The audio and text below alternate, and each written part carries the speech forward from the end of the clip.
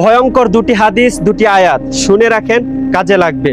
1 number, যে ব্যক্তি অন্যের গুনাহ নিয়ে খোঁটা দেয়, আল্লাহ তার সেই গুনাহ না করা পর্যন্ত মৃত্যু দান করবেন না। তিরমিজির 2505 নম্বর হাদিস।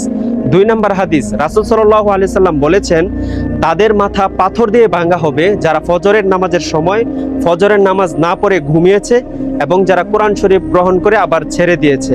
এটা বুখারী শরীফের 7047 নম্বর হাদিস। 3 নম্বরে আল্লাহ তাআলা বলেন, তুমি ওই দিনকে ভয় করো যেদিন তোমার মুখ তালা লাগিয়ে দেওয়া হবে এবং তোমার হাত পা তোমার কৃতকর্মের সাক্ষ্য দিবে।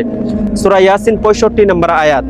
4 নম্বরে আল্লাহ তাআলা বলেন, আমি ইচ্ছা করলে সকলকে হেদায়েত দান করতে পারতাম, কিন্তু এই কথা সত্য যে আমি মানুষ ও জিন দ্বারা জাহান্নামকে পূর্ণ করব।